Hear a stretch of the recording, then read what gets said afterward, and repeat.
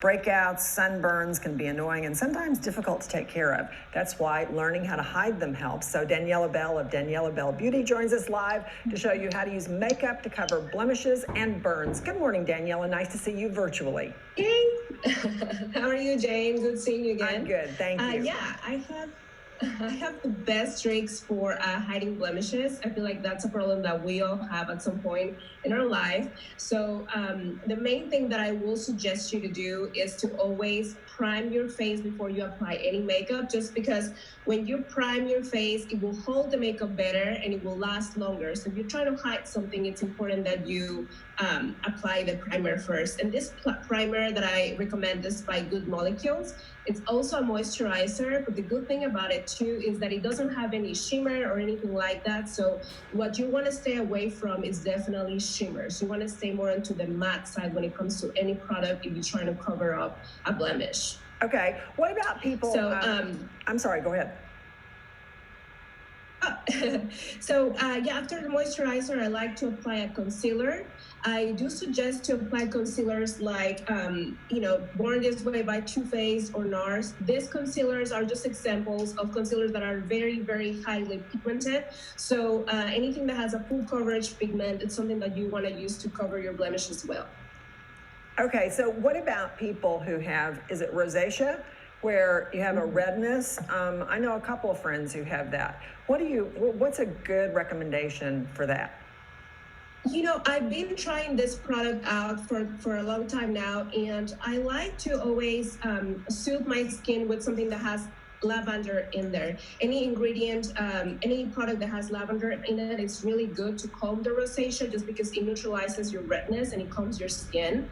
Another product that I like to set my makeup with that I don't know why, it really does work when it comes to rosacea. It calms your skin as well. It protects you from the sun, which is something that you need to stay away from when you have rosacea for sure, just to prevent irritation. This is a product that I like. It's by Kate Somerville, and it's a sunscreen that it's also a makeup setting, so makeup setting spray. So it's an amazing product as well.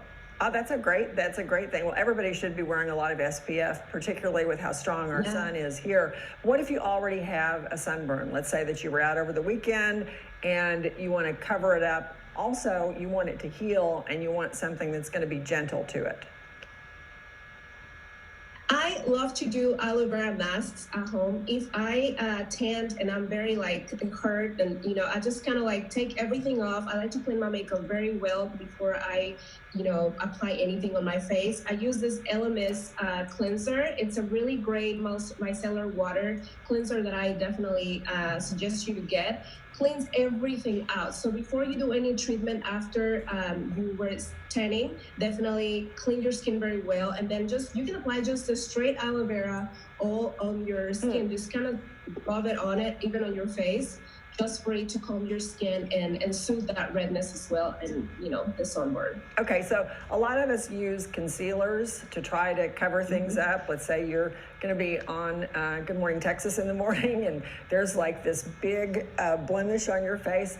And I typically would reach, and I think a lot of people do, for a lighter shade. You think you're going to cover it up with that. Is that right? Or what shade should you reach for? Yes, that is definitely not okay. You need to go for something that is either your shade color or a little bit darker, because that's just going to neutralize the tone. So if it's red, if you go a little bit darker, it will cover that better. And then by the time you add your foundation, it will be a unified tone. So it will look a lot better if you go with something a little bit darker or the same color of your skin, but never lighter, because that will enhance. Anything that is lighter will attract light and will drag more attention to it. So you definitely want to stay away from concealers that are lighter than your skin tone.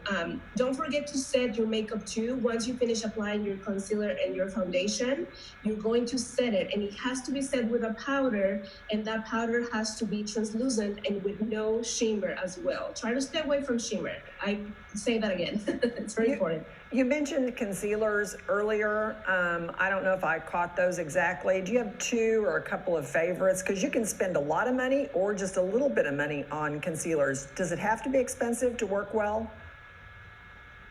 No, not necessarily. Actually, I have been using a brand concealer that is a drugstore product by Maybelline.